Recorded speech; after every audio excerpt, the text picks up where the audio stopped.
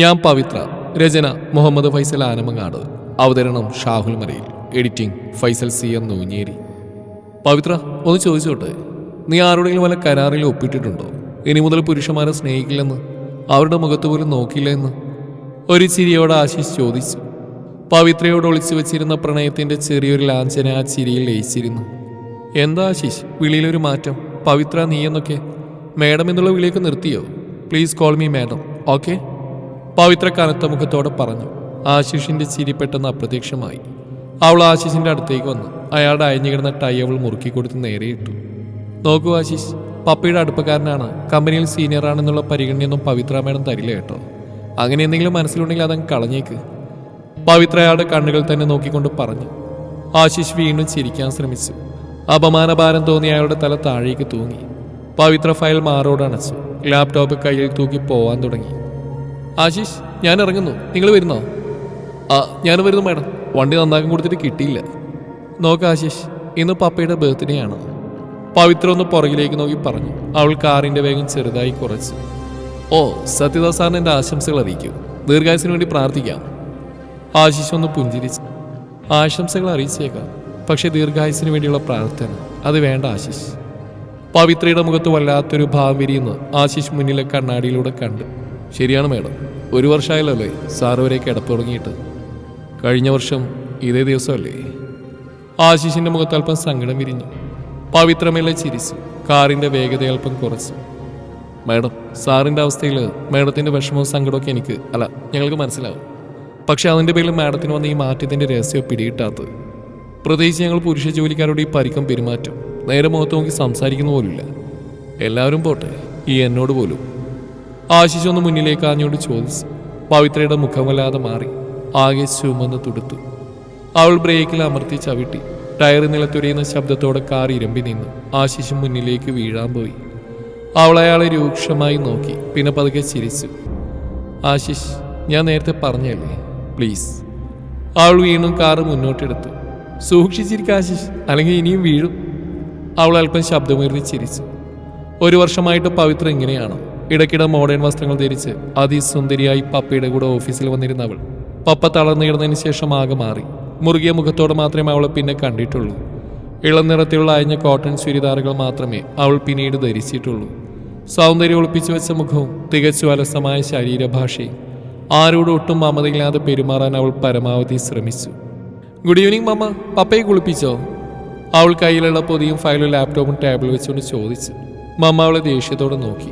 എന്നെ കൊണ്ട് ഒറ്റയ്ക്ക് പറ്റണ്ടേ, നീ വന്നിട്ട് കുളിപ്പിക്കാന്ന് കരുതി. എന്താ മമ്മ ഇത്? എല്ലാം ഞാൻ കാണിച്ചു തന്നല്ലേ, ലക്ഷങ്ങൾ വില വരുന്ന വീൽ ചെയറും വാങ്ങി തന്നല്ലേ. ഓ, നീ ലക്ഷങ്ങൾ മുടക്കിയ കാര്യമൊന്നും പറയണ്ട. പാപ്പയെ മനഃപൂർവ്വം വീഴ്ത്തിക്കിടത്തിയിട്ട് നീ ഇപ്പൊ വലിയ എം നടക്കുകയാണല്ലോ അല്ലേ? നിനക്കൊന്നും അറിയണ്ടല്ലോ, നിന്റെ പപ്പയ്ക്കൊന്നും അറിയണ്ട. മറന്നിങ്ങനെ കടന്നാ മതിയല്ലോ, അനങ്ങാതെ. മമ്മ ദേഷ്യപ്പെട്ടുകൊണ്ട് ടേബിൾ ഉറക്കെ തല്ലി. എന്താ മമ്മ ഇത്? എല്ലാം മമ്മക്കറിയാവുന്നല്ലേ, എന്നിട്ട് എന്നോടെന്താ ഇങ്ങനെ? പവിത്രയുടെ കണ്ണുകൾ നിറഞ്ഞു തുളുമ്പി. സങ്കടം വന്നിട്ടാ മോളെ, സഹിക്കാഞ്ഞിട്ടാ. എത്രയാണെന്ന് വെച്ചിട്ട് ഒരു മനുഷ്യസ്ത്രീ വലിയ രഹസ്യവും പേറി ഇങ്ങനെ ജീവിക്കുന്നത്? മരവും മൂത്രവും കോരി ഞാൻ മടുത്തു. ആരുടെങ്കിലും കൂടെ ഇറങ്ങി പോവാനാ നിന്റെ പപ്പ പറയുന്നു. നിന്നെ കരുതിയിട്ടാ, അല്ലെങ്കിൽ ഞാൻ. പവിത്ര പപ്പയുടെ മുറിയിലേക്ക് പോയി. അവളെ കണ്ട പപ്പുടൻ മുഖം കനപ്പിച്ചു. അല്പനേരം തുറപ്പിച്ച് നോക്കിക്കൊണ്ട് മുഖം മറുവശത്തേക്ക് തിരിച്ചു. ഹായ് പപ്പ, കുളിച്ചില്ലേ? മമ്മ കുളിപ്പിച്ചാണെന്നല്ലേ ഞാൻ കരുതിയത്. പവിത്ര ചിരിച്ചുകൊണ്ട് ചോദിച്ചു. അവളെ അയാളെ പിടിക്കാൻ നോക്കി. എന്നാരും തൊടണ്ട. അതെന്താ പപ്പ, ഞാൻ പപ്പയുടെ പുന്നാര മോളല്ലേ, ഒരേ ഒരു പുന്നാര മോള്. പവിത്ര അയാളുടെ താടിയിൽ പിടിച്ച് കുലുക്കി. ഒരു മോള്, സ്വന്തം അച്ഛൻ അനങ്ങാൻ പറ്റാത്ത കോലത്തിലാക്കിയൊരു മോള്. പപ്പ പല്ല് കടിച്ചമർത്തി പിറുവിറുത്തു. പപ്പ, മമ്മ കേൾക്കൂ, പാവല്ലേ നമ്മുടെ മമ്മ, അതിന് ഇപ്പോഴൊന്നും അറിയില്ല നീ. പവിത്ര ചിണുങ്ങിക്കൊണ്ട് പറഞ്ഞ് ചിരിച്ചു. തീരെ ദുർബലമായ അയാളുടെ മാംസം ചോർന്നുപോയ ശരീരം അയാൾ ചെറുതായി ഇളക്കി. അയാൾ വീണ്ടും മുഖം തിരിച്ചു. എന്താ പപ്പ ഇന്നിങ്ങനെ? അവൾ ചോദിച്ചു. ഓ, ഒരു മമ്മ മലവും മൂത്രം കോരി അവൾക്ക് എന്നെ മടുത്തടി. എന്നെ ഒന്നിനും കൊള്ളില്ലല്ലോ ഇനി. അവൾക്ക് ഇപ്പോഴും ചെറുപ്പാ. വല്ലവന്റെയും കൂടെ ഇറങ്ങിപ്പോവാൻ ഞാൻ പറഞ്ഞതാ. അപ്പൊ അവൾക്ക് മോളോട് സഹതാപം. അപ്പൊ അതാണ് കാര്യം, രണ്ടുപേരും കൂടി ഇന്നും വഴക്കിട്ടു അല്ലേ? മമ്മ ആരുടെ കൂടെ പോവാനാ പപ്പ?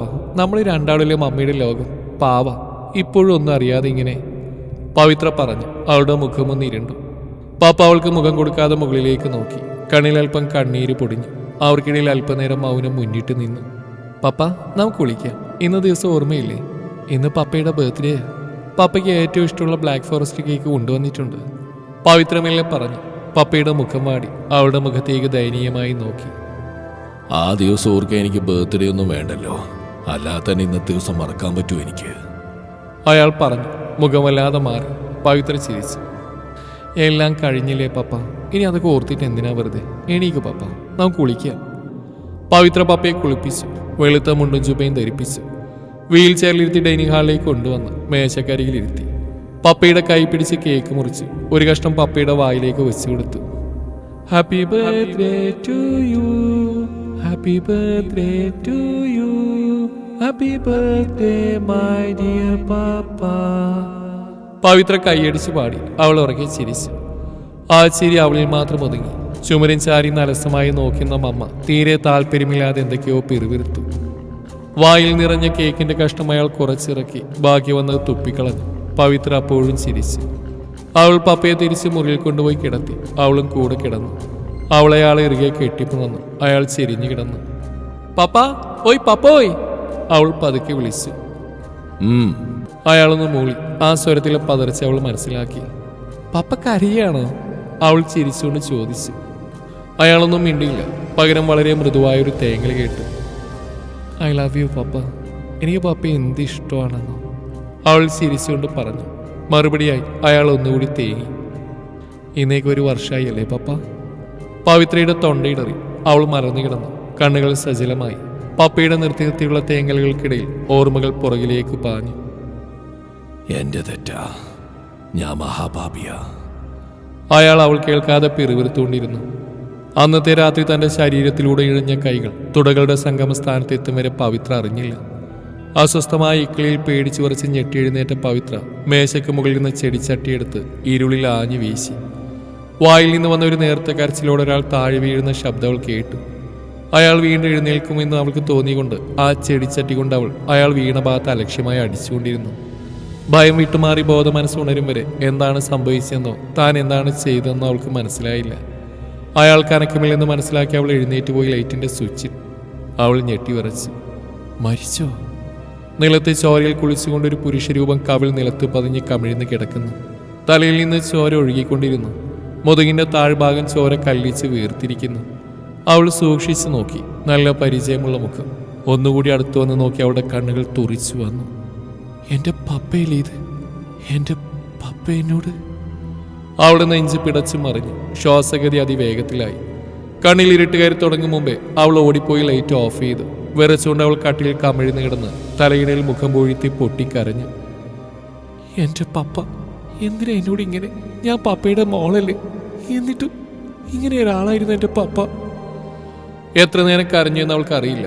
പതുക്കെ യാഥാർത്ഥ്യം മനസ്സിലാക്കി അവൾ എഴുന്നേറ്റിരുന്ന് കണ്ണു തുടച്ചു. എന്റെ പപ്പേനോട് തെറ്റ് ചെയ്തു, അതിന് ഞാൻ ശിക്ഷിച്ചു. പപ്പയാണെന്ന് അറിഞ്ഞുകൊണ്ടല്ലോ, ഇരുട്ടത്തല്ലേ. അല്ല, ഇനി പപ്പയാണെന്ന് അറിഞ്ഞുകൊണ്ടാണെങ്കിലും പപ്പയുടെ ആഗ്രഹത്തിന് ഞാൻ വഴങ്ങി കൊടുക്കണമായിരുന്നോ? അറിയില്ല, ഒന്നും അറിയില്ല എനിക്ക്. ഞാൻ തെറ്റ് ചെയ്തിട്ടില്ല. ഇരുട്ടായതുകൊണ്ട് എൻ്റെ പൊന്നു പപ്പയുടെ മുഖം എനിക്ക് കാണാതെ കഴിഞ്ഞില്ല. നന്നായി, ഇരുട്ടായത് നന്നായി. അവളിരുന്ന് പിറുവിറുത്തു. പപ്പ മരിച്ചോ? ഞാൻ കൊന്നോ? അവൾ ഞെട്ടി എഴുന്നേറ്റു. വീണ്ടും ലൈറ്റ് ഇട്ടു. പതുക്കെ നടന്നെന്ന് കവളിൽ തട്ടി വിളിച്ചു. അയാൾ ചെറുതായി കൺപോളകൾ പ്രയാസപ്പെട്ട് തുറന്നു. ഒന്ന് ഞെരങ്ങി വീണ്ടും കണ്ണടച്ചു. ഹോ, ജീവനുണ്ട്. അവൾ ഉള്ളിലൊന്ന് ആശ്വസിച്ചു. മമ്മിയോട് പറയണ്ട. എന്ത് കാരണം പറയും? എന്നെ നശിപ്പിക്കാൻ പപ്പ വന്നതെന്ന് മമ്മി അറിഞ്ഞാൽ പപ്പയെ വെറുക്കും. മമ്മി ഇറങ്ങിപ്പോവും. എല്ലാവരും എല്ലാം അറിയും. പപ്പയെ ജനങ്ങൾ കാർക്കിച്ച് തുപ്പും. വേണ്ട, അത് വേണ്ട. എനിക്ക് എൻ്റെ പപ്പയെ വേണം. പവിത്രയെ അയാൾ വലിച്ചഴിച്ച് അടുക്കളയിലേക്ക് കൊണ്ടുപോയി. അവളുടെ കണ്ണുകൾ നിറഞ്ഞ് കവിഞ്ഞ് ഒഴുകുന്നുണ്ടായിരുന്നു. വലിച്ചഴിച്ച വഴികളിൽ ചോര പതിഞ്ഞു കിടന്നു. അവളുടെ താഴെ വീഴുന്ന കണ്ണീരോതിൽ കുതിർന്നുകൊണ്ടിരുന്നു. അവൾ അയാളെ ഫ്രിഡ്ജിൻ്റെ അടുത്ത് മലത്തി കിടത്തി. വലിച്ചഴിച്ചു കൊണ്ട് വന്നെടുത്ത ചോര തുടച്ച് വൃത്തിയാക്കി മേശ അയാളുടെ അടുത്തേക്ക് വലിച്ചിട്ടു. അല്പം വെളിച്ചെണ്ണ എടുത്ത് നിലത്ത് തൂവി. ഫ്രിഡ്ജിൽ നിന്നൊരു വാട്ടർ ബോട്ടിൽ എടുത്ത് അടപ്പ് തുറന്ന് താഴേക്ക് ഇട്ടു. പിന്നെ ലൈറ്റിട്ട് അടുക്കള വാതിലിൻ്റെ അടുത്തേക്ക് ചെന്ന് നിന്നു. അയ്യോ അവൾ കരഞ്ഞ് നിലവിളിച്ചു. ശബ്ദം കേട്ട് മമ്മ ഞെട്ടി എഴുന്നേറ്റ് ലൈറ്റ് ഇട്ടു. അടുത്ത് കിടന്ന പപ്പയെ കാണാനില്ല. അവർ അടുക്കളയിലേക്ക് ഓടി. എന്താ എന്താ മോളെ? അവർ വിറച്ചുകൊണ്ട് ചോദിച്ചു. പപ്പ പപ്പ വീട് കിടക്കുന്നു. പവിത്രയ്ക്ക് ഭയം അഭിനയിക്കേണ്ടി വന്നില്ല. മമ്മയൊന്ന് ഞെട്ടി. ശബ്ദം തൊണ്ടയിൽ കുടുങ്ങി. അവർ പതുക്കെ അയാളുടെ അടുത്തേക്ക് ചെന്ന് കവിളിൽ തട്ടി വിളിച്ചു. അയാൾ അനങ്ങിയില്ല. അവർ പിറകിലേക്ക് വേച്ച് വീണ് നിലത്തിരുന്നു. പവിത്ര പതുക്കെ മമ്മയുടെ അടുത്തേക്ക് വന്നിരുന്നു. മമ്മ, പപ്പ പോയോ? അവൾ പതുക്കെ ചോദിച്ചു. അറിയില്ല, എനിക്കൊന്നും അറിയില്ല. മമ്മ നിയന്ത്രണം വിട്ട് അലറിക്കരഞ്ഞു. എന്റെ തെറ്റാ മമ്മ, എന്റെ അശ്രദ്ധയാ മമ്മ. നിലത്ത് വീണ എണ്ണ ഞാൻ തുടച്ചു വൃത്തിയാക്കാൻ മറന്നതാ മമ്മ. അതിൽ ചവിട്ടി വഴിക്ക് വീണതാ പപ്പ. പവിത്ര ഏങ്ങലടിച്ചുകൊണ്ട് പറഞ്ഞു. മമ്മ നിറഞ്ഞ കണ്ണുകളോട് അവളെ നോക്കി. പിന്നെ വീണ്ടും ആർത്ത് കരഞ്ഞു. പോടി എന്റെ മുമ്പീന്ന്. പപ്പ ചെറുതായി ഒന്ന് മുരണ്ടു. ഒപ്പം കൈകൾ അനക്കി. പവിത്രയുടെ കണ്ണുകൾ വിടന്നു. മമ്മ, പപ്പ കരയുന്നു, ജീവനുണ്ട്, തരങ്ങുന്നു. അവൾ വേഗത്തിൽ എഴുന്നേറ്റ് ചെന്ന് പപ്പയുടെ കവിളിൽ തട്ടി വിളിച്ചു. പപ്പ. മമ്മ, പപ്പയ്ക്ക് ജീവനുണ്ട്, പപ്പയ്ക്ക് ജീവനുണ്ട്, വന്ന് പിടിക്കും മമ്മ, ഹോസ്പിറ്റലിൽ കൊണ്ടുപോവാ. അവരയാളെ താങ്ങി പിടിച്ച് കാറിൽ കയറ്റി. കാർ അതിവേഗത്തിൽ ഹോസ്പിറ്റൽ ലക്ഷ്യമാക്കി പാഞ്ഞു. ഇല്ല, ഞാൻ തെറ്റ് ചെയ്തിട്ടില്ല. പപ്പ എന്നോട് തെറ്റ് ചെയ്തു. ഒരു മകളോട് ചെയ്യാൻ പാടില്ലാത്ത ചെയ്തു. ഞാൻ പ്രതികരിച്ചു. എന്നോട് തെറ്റ് ചെയ്തയാളെ ഞാൻ ശിക്ഷിച്ചു. ഇരുട്ടായി നന്നായി. എൻ്റെ പപ്പയുടെ മുഖം എനിക്ക് കാണേണ്ടി വന്നില്ലല്ലോ.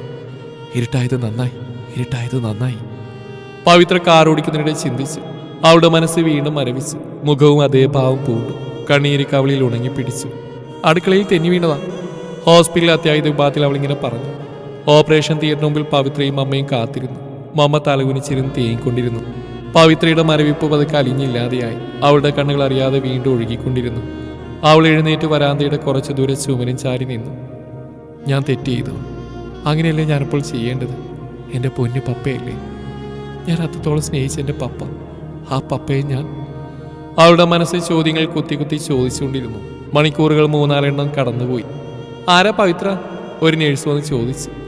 പവിത്ര തിരിഞ്ഞെന്ന് ഓടിച്ചെന്നു. മമ്മ വേഗത്തിൽ എഴുന്നേറ്റ് നേഴ്സിൻ്റെ അടുത്തേക്ക് ചെന്നു. എന്തായി മോളെ? സർജറി കഴിഞ്ഞു, ബാക്കി ഡോക്ടർ പറയൂട്ടോ. പവിത്ര ഡോക്ടറെ കാണാൻ പറഞ്ഞു. പവിത്ര നേഴ്സിൻ്റെ കൂടെ പോവാൻ തുടങ്ങി. മമ്മയും കൂടെ പോവാൻ നോക്കി. പവിത്ര മാത്രം മതി കേട്ടോ, നേഴ്സ് പറഞ്ഞു. മമ്മ ഇവിടെ ഇരുന്നോളൂ, ഞാൻ പോയി നോക്കിയിട്ട് വരാം. സത്യദാസിന്റെ മകളാണല്ലേ? ഡോക്ടർ ചോദിച്ചു. അതെ, എന്തായി ഡോക്ടർ? പപ്പയ്ക്ക് എങ്ങനെയുണ്ട്? പവിത്ര അടഞ്ഞ ശബ്ദത്തിൽ ചോദിച്ചു. സർജറി കഴിഞ്ഞു, പക്ഷേ... പവിത്ര മുഖമുയർത്തി ഡോക്ടറെ നോക്കി. സത്യദാസിന് എന്തു പറ്റിയതാണെന്ന് പറഞ്ഞു? ഡോക്ടർ ചോദിച്ചു. അയാളുടെ മുഖം വല്ലാതെ മാറിയിരുന്നു. അടുക്കളയിലേക്ക് വെള്ളമെടുക്കാൻ വന്ന നിലത്ത് തൂവിക്കിടന്നിരുന്ന ഓയിലിൽ ചവിട്ടി തെന്നി വീണതാണെന്നാ തോന്നുന്നു. ശബ്ദം കേട്ട് ഞാൻ വന്നു നോക്കിയപ്പോൾ വീണ് കിടക്കുന്ന കണ്ട്. പവിത്ര താഴേക്ക് നോക്കി പറഞ്ഞു. പവിത്ര, ഞാനൊരു ഡോക്ടറാണ്, വെറും ഡോക്ടറല്ല. ഈ നഗരത്തിലെ ഏറ്റവും മികച്ചൊരു സർജനാണെന്നാണ് ജനസംസാരം. എനിക്കൊരു രോഗിയെ കണ്ടാൽ അറിയാം എങ്ങനെയാണെന്ന്. ഓരോ മുറിവും കണ്ടാൽ അറിയാം അതെങ്ങനെ ഉണ്ടായി എന്ന്. സത്യം പറയും, എന്താണ് ഉണ്ടായത്? അല്ലെങ്കിൽ എനിക്ക് പോലീസിനെ വിളിക്കേണ്ടി വരും. പവിത്രയുടെ കണ്ണുകൾ നിറഞ്ഞു. ചെറിയൊരു ഭയം മുഖത്ത് വിരിഞ്ഞു. അവൾ വിരലുകൾ കൂട്ടിത്തിരുമ്മി താഴേക്ക് നോക്കി നിന്ന് തേങ്ങി. പവിത്ര, വ്യവസായി സത്യദാസിന്റെ ആത്മാർത്ഥ സുഹൃത്തുക്കൾ ഒരാൾ കൂടിയാണ്. അതുകൊണ്ടാണ് ചോദിക്കുന്നത്. ഒന്നുകിൽ ആത്മഹത്യക്കുള്ള ശ്രമമായിരിക്കണം. അതായത് ഒരു പ്രാവശ്യം വീണ് വീണ്ടും എഴുന്നേറ്റ് വീണ്ടും വീണുകൊണ്ടുള്ള ഒരു അപൂർവമായ ഒരു ആത്മഹത്യാശ്രമം. അങ്ങനെയൊരു ശ്രമം തലക്ക് സ്ഥിരതയുള്ള ഒരാൾ ഒരിക്കലും ചെയ്യില്ല. ഡോക്ടർ പതുക്കെ ചിരിച്ചു. പവിത്ര കണ്ണുവെട്ടിച്ച് അയാളെ നോക്കി. സാധാരണ ഇങ്ങനെ സംശയം തോന്നുന്ന കേസുകൾ ഞങ്ങൾ പോലീസിനെ അറിയിച്ച ശേഷം മാത്രമേ ചികിത്സിക്കൂ. സത്യദാസ് എൻ്റെ സുഹൃത്തായതുകൊണ്ട് മാത്രമാണ് ഞാൻ നിങ്ങളോട് നേരിട്ട് ചോദിച്ചറിയാന്ന് വെച്ച്. പറയൂ പവിത്ര, എന്നാണ് ഉണ്ടായത്? നിങ്ങൾ എന്തിനാണ് അച്ഛനെ കൊല്ലാൻ നോക്കിയത്? ഡോക്ടർ അവളുടെ മുഖത്തേക്ക് നോക്കി ചോദിച്ചു.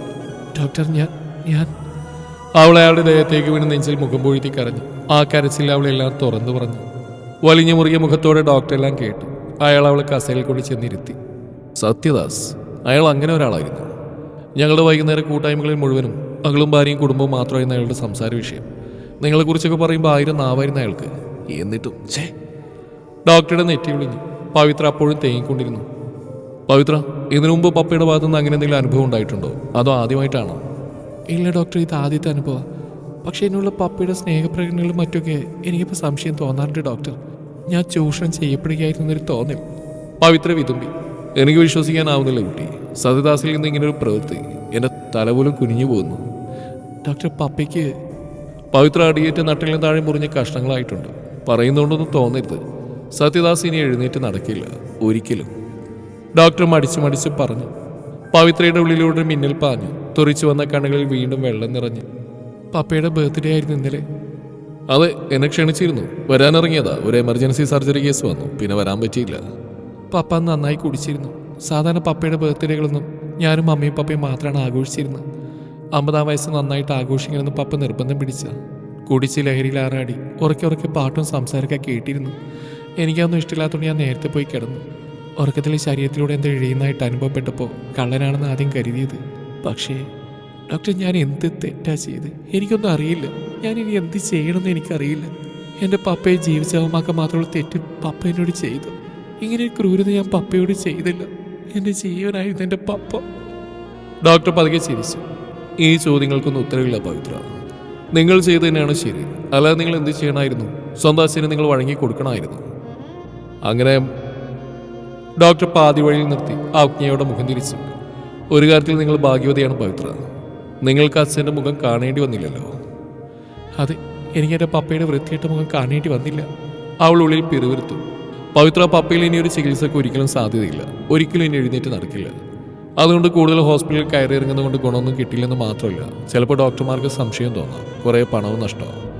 അതുകൊണ്ട് ഇവിടുന്ന് ഡിസ്ചാർജ് ചെയ്താൽ വീട്ടിൽ കൊണ്ടുപോയി നന്നായിട്ട് പരിചരിക്കുക. ഇതുവരെ എങ്ങനെ നിങ്ങൾ പപ്പയെ സ്നേഹിച്ചുകൊണ്ടിരുന്നുവോ അതുപോലെയൊക്കെ തന്നെ ഇനിയും സ്നേഹിക്കുക. പപ്പ ഇതൊരിക്കലും പുറത്തു പറയില്ല. ഞാനൊരു ഡോക്ടറാണ്, അതുകൊണ്ട് എന്നെ വിശ്വസിക്കാം. പക്ഷേ നിങ്ങൾ... പവിത്ര നിറഞ്ഞ കണ്ണുകളോടെ അയാളെ നോക്കി. ഇല്ല ഡോക്ടർ, ഞാൻ എൻ്റെ പപ്പയെ ഒരിക്കലും മറ്റുള്ളവരുടെ മുമ്പിൽ നാണം കെടുത്തില്ല. ഇനി എന്തിനാ? പപ്പ എന്നോട് ചെയ്ത പൊറുക്കാത്ത തെറ്റിന് ഞാൻ ജീവിതകാലം മുഴുവൻ അനുഭവിക്കാനുള്ള ശിക്ഷ നൽകിയില്ലേ?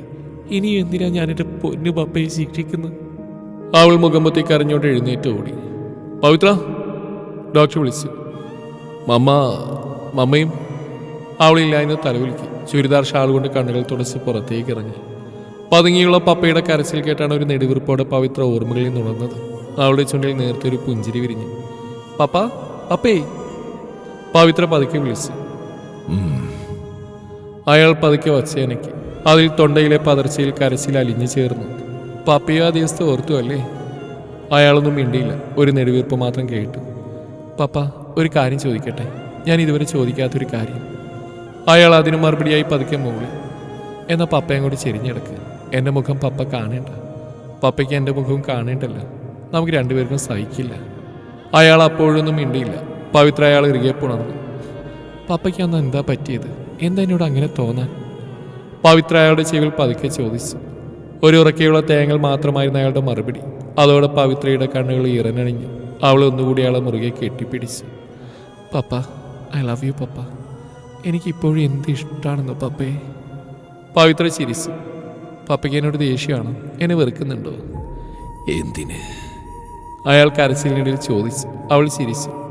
പപ്പയോട് ഞാൻ ക്രൂരത കാണിച്ചെന്ന് തോന്നുന്നുണ്ടോ? അയാൾ മിണ്ടിയില്ല. പകരം ഏങ്ങലടിച്ചു. പപ്പയ്ക്ക് ചെയ്തു പോയതിൽ കുറ്റബോധമുണ്ടോ? എന്റെ തെറ്റാ. ആ നശിച്ച നിമിഷത്തെ ഞാൻ വെറുക്കുന്നു. അയാൾ കരച്ചിലടക്കാൻ പാടുപെട്ടു. പപ്പ എന്നെ സ്നേഹിക്കുന്നില്ല ഇപ്പോഴും? പവിത്ര ഉറക്കെ പൊട്ടിക്കരഞ്ഞു. അയാൾ വളരെ പ്രയാസപ്പെട്ട് തിരിഞ്ഞു കിടന്നു. അവളുടെ മുഖത്തേക്ക് കുറച്ചു നേരം നോക്കി നിന്നു. അവൾ ഇറുകെ പുണർന്നു. കണ്ണുനീർ ധാരിയായി ഒഴുകിയിറങ്ങി. മതി മോളെ, ഇനിയും എനിക്ക് വയ്യ. ഞാൻ ചെയ്ത പൊറുക്കാൻ പറ്റാത്ത തെറ്റിന് നീ തന്ന ശിക്ഷയിൽ ഞാൻ തൃപ്തനാണ്. ഇനിയും എന്നെ ഓരോന്ന് പറഞ്ഞ് I love you Pavi, I love you. അവർ പരസ്പരം ഇറുകെ പുണർന്നു. അമൃതി പിടിച്ച പൊട്ടിക്കരച്ചിലുകൾ ആ മുറിയിൽ മാത്രം ഒതുങ്ങി. പവിത്ര, നീ കുളിക്കുന്നില്ലേ? അടുക്കളയിൽ നിന്നും അമ്മ ഉറക്കെ വിളിച്ചു. ദാ വരുന്നു അമ്മ. അവൾ കണ്ണുകൾ തുടച്ചിറങ്ങി നടന്നു. ഒരു പുഞ്ചിരി അവളുടെ ചുണ്ടിൽ വിരിഞ്ഞു. എൻ്റെ പപ്പയാണ്, സ്വന്തം പപ്പ. അവൾ ആരോടൊന്നില്ലാതെ പറഞ്ഞു. ആ അച്ഛനും മകളും ജീവിക്കട്ടെ.